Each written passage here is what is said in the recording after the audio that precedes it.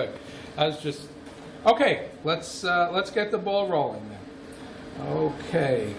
Now, the first thing that that you will do when you access a Drupal site generally is either you'll click a link somewhere that'll take you to the site, or you will type a URL into the browser. And what you really need to understand before you go any place with this is that your construction of the URL is absolutely key to everything that happens from this point forward.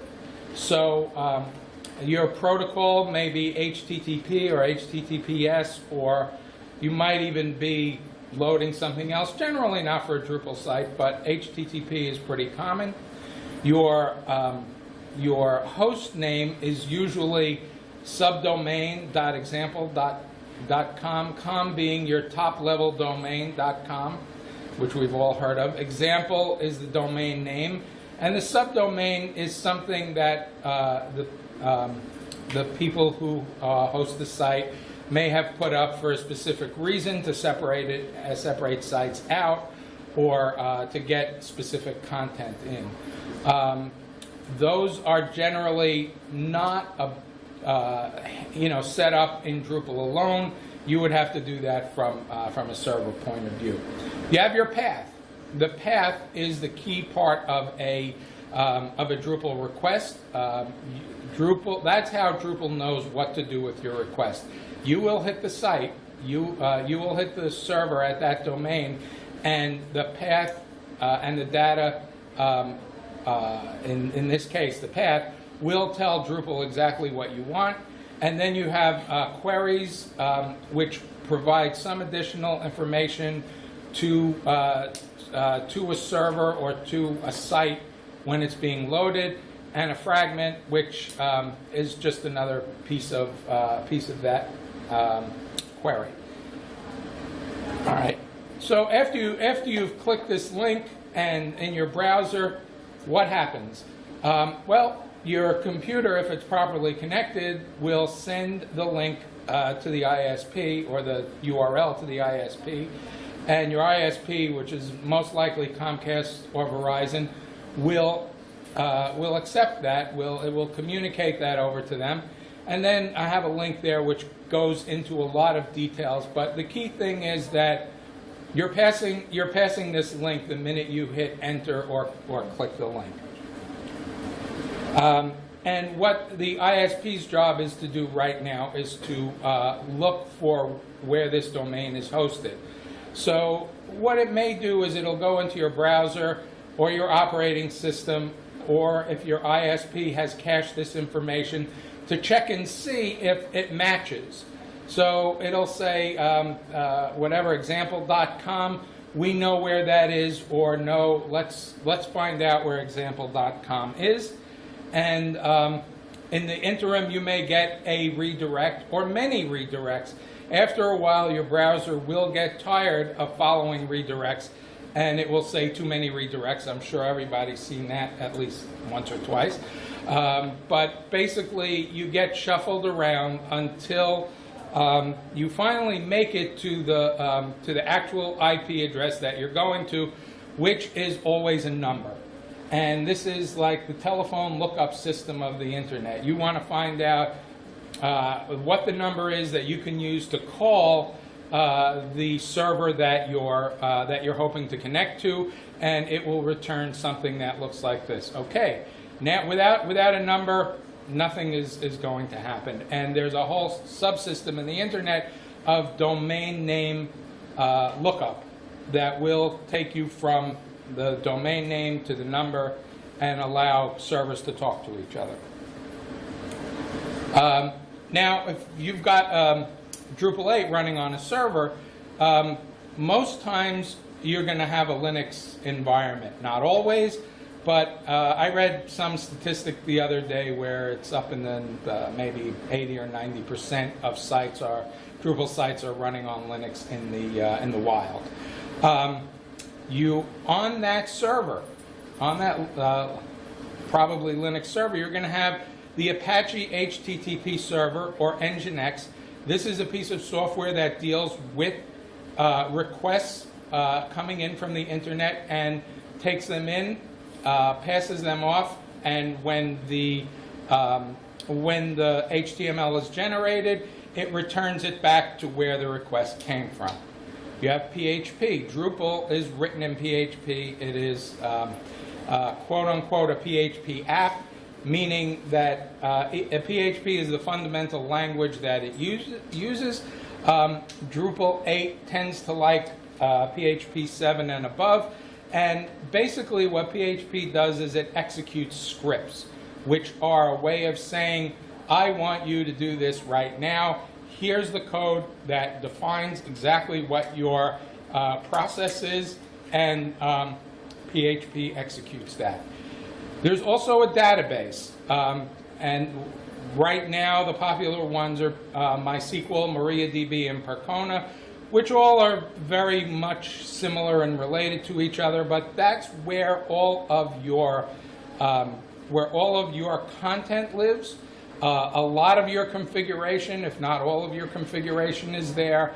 In Drupal 8, there's ways to export your configuration out of the database and import it, but basically it lives there. So it's content and how the site is storing content that lives in that database. And of course, we're going to get into how Drupal is installed and where it's installed on your server. So the Apache server receives the request and passes it, in the case of Drupal, to index.php. When you configure Apache, you define a document root directory. You say, okay, I'm putting my Drupal installation here. Apache now knows that, and in a variable called DirectoryIndex, it says, what file am I looking for? And that file is index.php, and when Apache goes to that file, it looks for index.php. So on many Linux servers, you will find that this directory is either at the path var www.html or var www/docroot. Doesn't have to be there, but it happens pretty often. So now what happens is this is your Drupal document root, your installation, there's some files that Drupal relies on. You've got core, which has all your core modules in it. Modules are additional modules that you want to add. Profiles are code that's used during an install, so it knows how to build the site that you're hoping to build. And we have your sites, which holds data about the individual site that you're working with. Drupal is multi-site, so you can have many sites in that folder if that's what you need. And themes, the themes that are in there right now from a default Drupal install are the ones that come with core. You would generally add additional theme in your sites directory. You generally don't want to mess with the Drupal root part of this, except for sites. In fact, it's a very bad idea to hack core or to put things in areas that are not in the sites directory. Drupal may get confused, doesn't like it. Okay, so, and the vendor has a lot of, the vendor directory has a lot of packages that Drupal will use to process PHP. So these come down from also in the core, and there's also I believe Composer can update that. Okay, so the next part of this is that index.php file that I was talking about. This is the code from it. So I know many of you may not be real familiar with the coding part of this, but let's just go through this and in plain English kind of understand what's happening. So the first one, use Drupal core, DrupalKernel. What this is telling the system is go to this particular namespace is what they're called, and start building the Drupal kernel, meaning get all the modules together, get all the files together that you might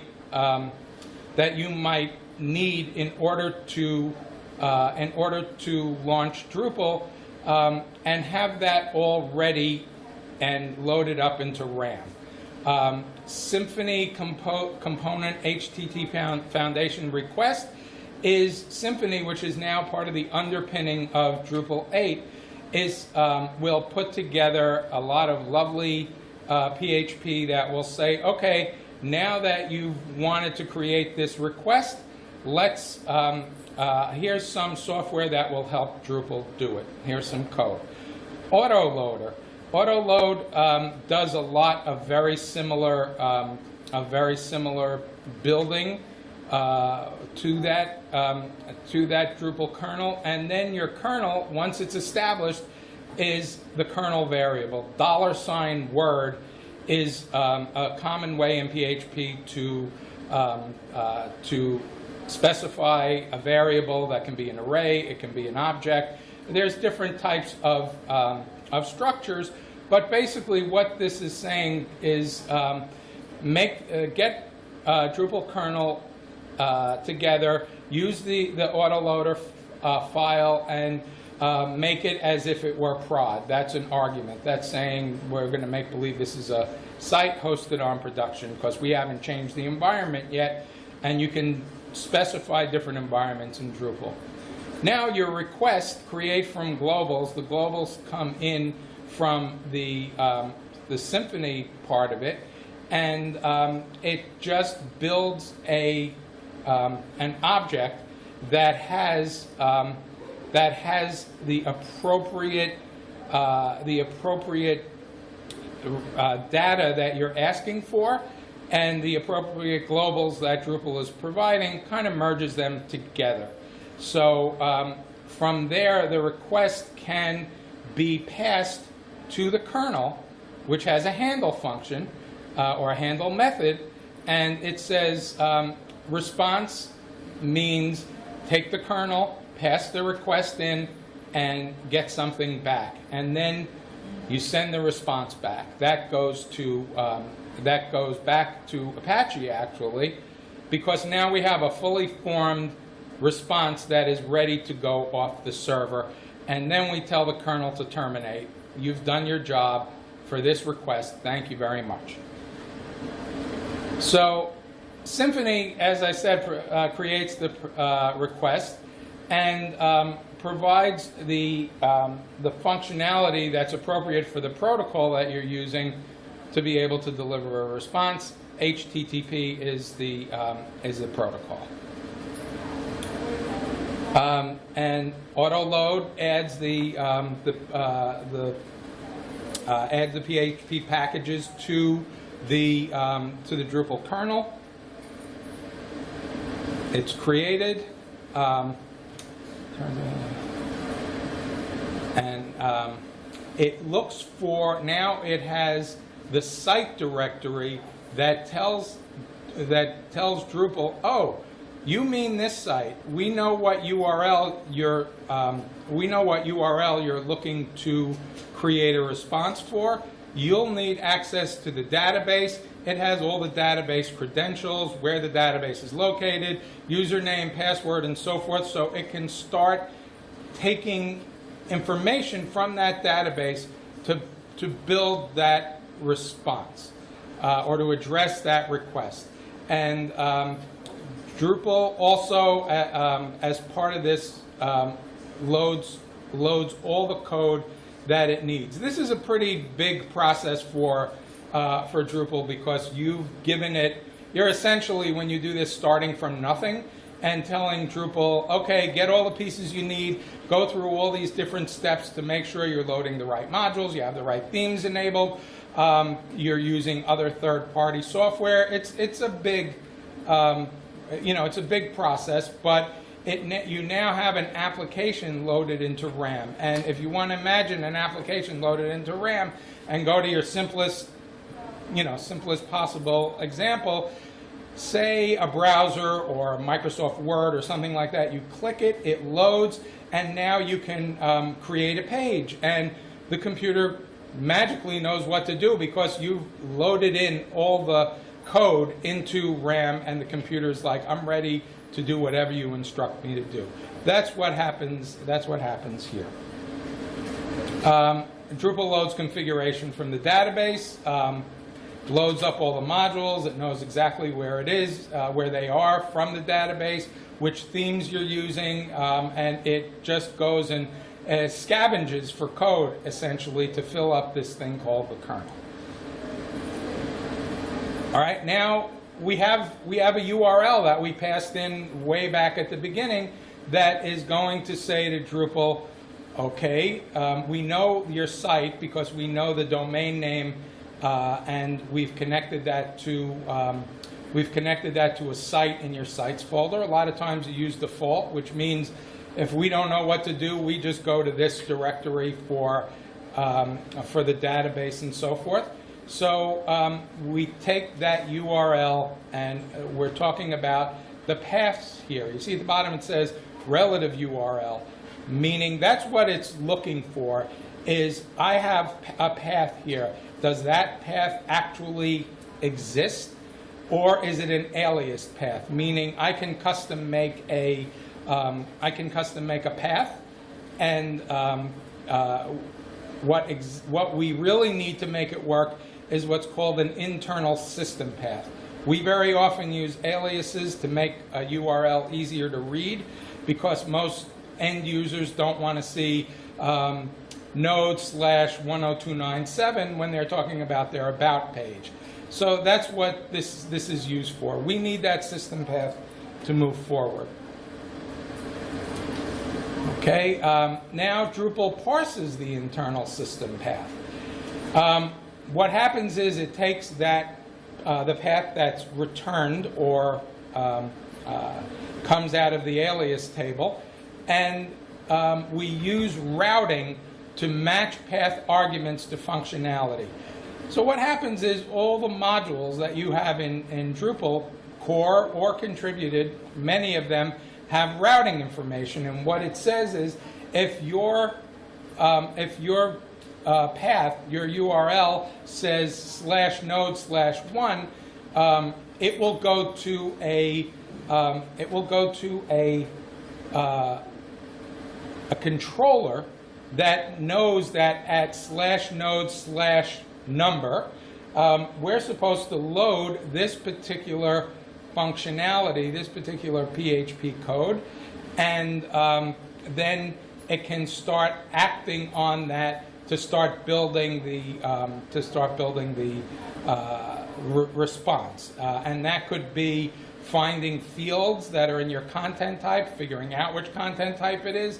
It may send you into the database to find more information about that particular piece of content. But it's the routing that's key, and all of the other pieces, depending on where you are, if you're doing an admin form or content or a view, there's different routines and different controllers that are called, but I'm just giving a very general picture of what happens so that you can start putting pictures or mental images of what's going on in your mind. All right.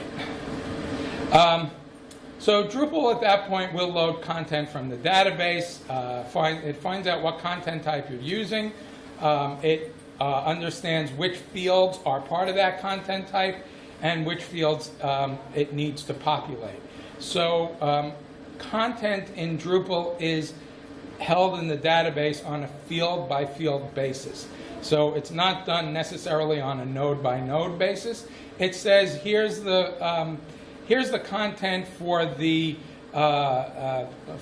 body field. Here's the title field. Here's all the different fields that make up a piece of content, and it will go look for each of them with the corresponding node ID to build this structure, this data structure that is able to, we will create a page from.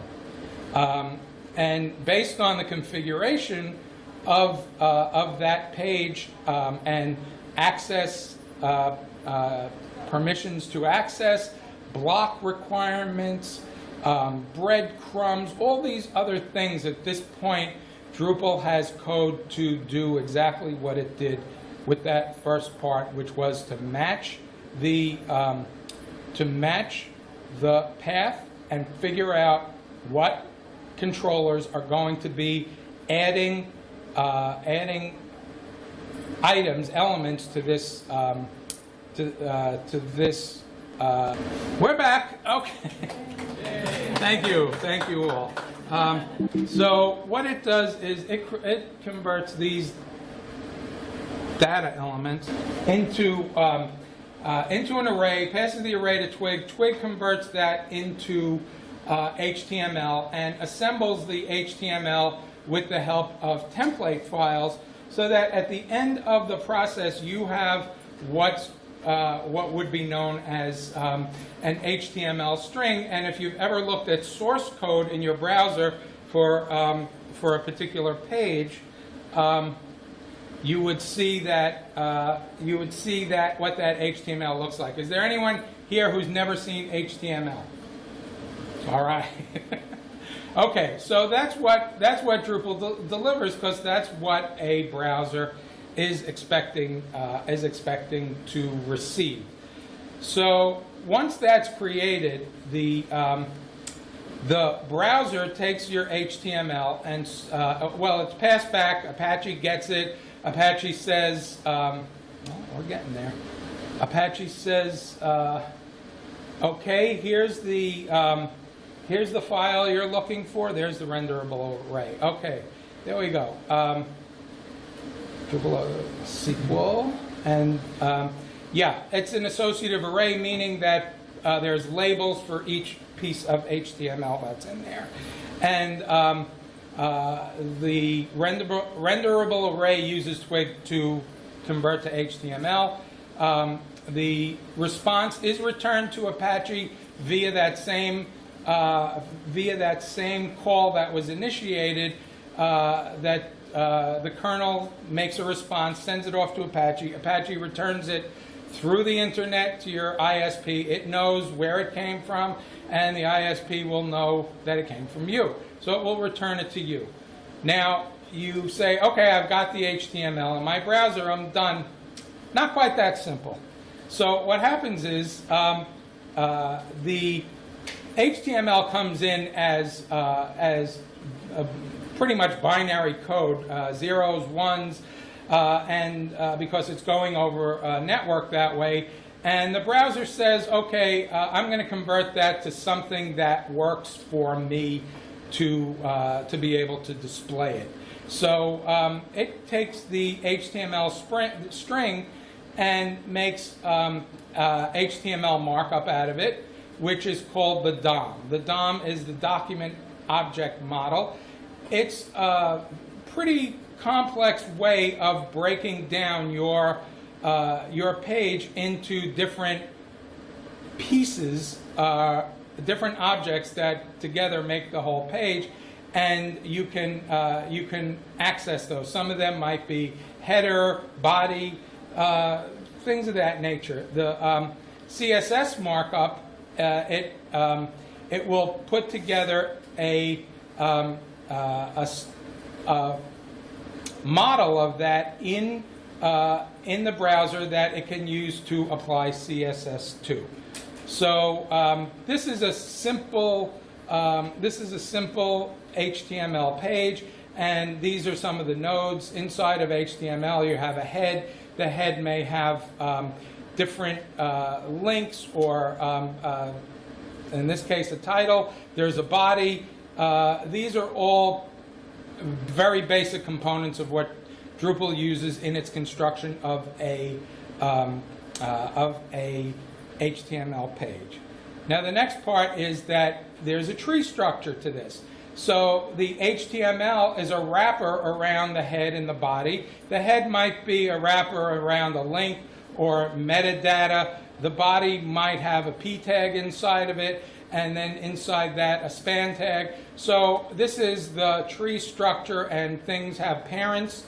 There are children, there are parents, and that's how we navigate. The browser understands, and we can navigate through some of these items. The next part that the browser does is it goes to Drupal and it gets the CSS files. Now, if you have aggregation on, Drupal will put all the CSS files together into one or three or as many as you need, depending on how detailed or granular you want to get in this process, and it will download all of the CSS either as individual files, which is slower, or as an aggregated file, which is a bit more quick. But now you have all of the instructions that your browser needs to style that page and make it look the way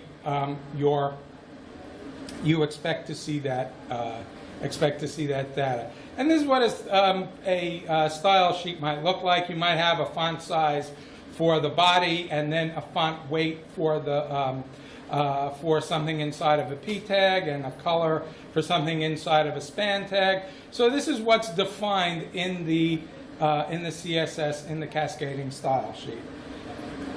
When the browser merges the two together, what you have is the body. We've assigned this font size of 16 pixels. But inside of that, there's a p tag, which is also, because it's inside of a body that's set at 16 pixels, it also retains that font size unless you change it. And because it's in a p tag, makes it bold. The span tag, which is inside of a p tag, also picks up what was in the p tag unless you tell it not to. And in this case, it says don't display the span tag. And on the other one, the other span tag that's only inside the body, it picks up the size and it converts the color of the type to red because that's what's specified. And if there's an image, it tells you how to do the image, although the image won't respond much to font size because it doesn't have any fonts. So, but it will take floats and things like that. So the browser takes all of this into consideration and says, okay, now I have a way to render that HTML inside of that window, and it goes into a process called render, layout, and paint. And what it does is it takes pieces of the page, many times they're called divs, and it starts to arrange those divs inside of the browser window. So you have the viewport, which is the full browser window, and you can assign background colors, type sizes, widths, floats. Floats means what's going to go alongside of another or not. And this is where the browser gets all of the details of how to show that page in the window.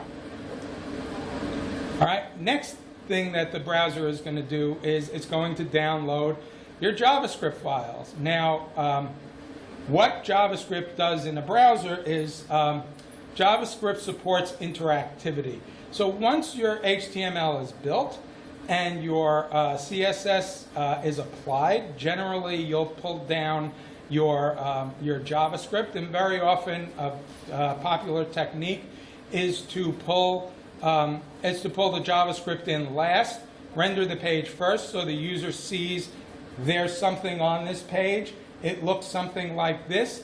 And now let's get the scripts in here and do some interactivity. So you can change elements based on some logic. If something else is loaded and you want to not show another div, you can say, hide this particular div if this other element is in the DOM, in that document object model. So what this does is it gives you an opportunity to add functionality inside the browser by loading these scripts and changing the way the elements are displayed.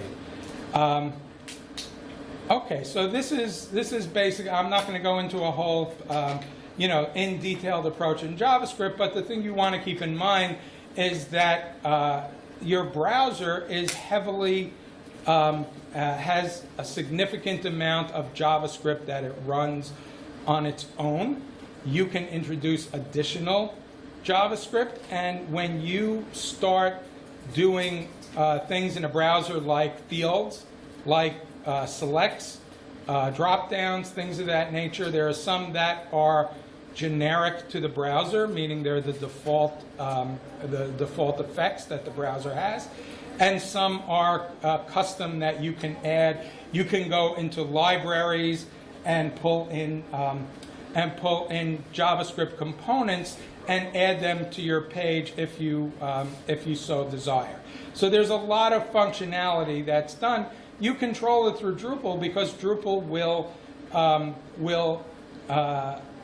add the JavaScripts that you request, and it also adds behaviors which tells those scripts what to do, so that when that page is finally loaded, the JavaScript will interact and do interesting things than have just a static page on your site. And that's it. You then have a loaded page that you can enjoy, that your clients can enjoy, that you can control what goes up on the page, what it looks like, and what happens after the browser accesses it to make for the best possible user experience that you can provide. Any questions? Yes, thank you. What if you needed to, it's great that it's doing an HTML and stuff. Yes. But what if you needed to tweak it and you need to like add you have to disable a form or a form field, like you have to add the attribute disabled or leave only, or maybe you want to hide it? How do you get that in there? Okay, you've got a number of different ways to do it in Drupal. One is to eliminate it from becoming part of that render array. So the render array doesn't even know that it's there, and when it makes the HTML, it's not in the HTML, and that's pretty much the happiest way to do it, because it doesn't exist when it gets passed off to the browser. What you can do is you can hide it using visibility hidden or displaying none in the CSS, which will suppress it at that point. So there's a number of ways. Sometimes it's, if you're in a very secure environment and you don't want that to load in the HTML at all, you don't just want to say visibility hidden, because it'll still be there, and you might not want people to know that you have a form element that can be accessed at that page. Some people, for quick and dirty, will just use the CSS to hide it. So. And if you go into the to just comment it out, you can just comment it out on the Well, Drupal doesn't really react well to that, because you see, everything's dynamic. So if you had a single page that was the single file, like a PHP file, you would be able to do that. You just comment it out. But Drupal builds everything. I won't say everything custom, because there are caches and things like that. But it builds a lot from from the kernel and then going into the database. So you're using live code. You don't want to start commenting out your code, because the next day or the next form you might need it. So you have to set up the way. There are ways that Drupal can understand that this is something that's not supposed to show. There's different ways of managing the display of a form that you might be able to hide it, or use JavaScript in some cases to hide it selectively. You might say if the URL is such and such, or the user is such and such, you might be able to do that in like a pre-process function. So there's ways to intercept and change it, but it's generally not as simple as commenting something out. Why is tweaking there? I understand what it does, but why was it added? Why was it added? Okay, Drupal had in Drupal 7 PHP template, which is just another system for doing the same thing. And one of the reasons that it was added is because that it works well with Symfony, which became the underpinning of Drupal. So everything, we sort of went into a new environment where this is just a better solution. And another sort of byproduct is that Drupal theming was in 7 a one-off art. It wasn't something that you can go someplace else and use the same theming techniques. And I think the architects of the Drupal project said, we'd like to make this more open to more people who are doing this kind of theming. And Twig is popular and very ubiquitous across the industry. So they included it, and it works. It does its job well. It's it fits into the whole model, the whole code model, very favorably. Any other? Yes, sir. Do you know any other content management systems? Not off the top. I'm thinking Laravel might, but I'm not positive. Honestly, I stopped playing with content management systems in 2018 when I found Drupal and I saw what it was doing and could do, and I just sort of lost interest in checking everything out and maintain my focus on making myself better able to manage what Drupal does. So I can't really answer that with accuracy. Did you mean 2008? Yeah, was that Right. 2018, yeah. Oh, 2008. I'm sorry, 9 years passed. So, I got in. I'm sorry. I got in, and I found what I needed. In all honesty, one of the first sites that I built in Drupal, I was amazed because I got into some contributed modules, and I found a bug, and I reported the bug, and it was fixed the next day. I was like, this is amazing because, and they didn't even charge me. Some things in Joomla and other systems, oh yeah, you can have this module and it's $8 or whatever. And I was just so amazed that someone cared enough to fix their code in the shortest possible time I could have even imagined. And that I was able to pull the new code down and use it, and that, that was what kept me interested and kind of from not diverting my scope. Any other questions? Anyone? Okay, thank you all for attending. I'm sorry for the power glitch, and I hope someone finds something in here helpful that when you go hit that button and click on that link, you go, that's okay, I have a pretty good idea. And the object of this whole presentation is drill down. When you see something and you want to know how it works, there's answers. Google has answers, Drupal.org has answers, and you can find out why it's doing what you want and remedy it or modify it or intercept it, to make it work and do what you need. Thank you.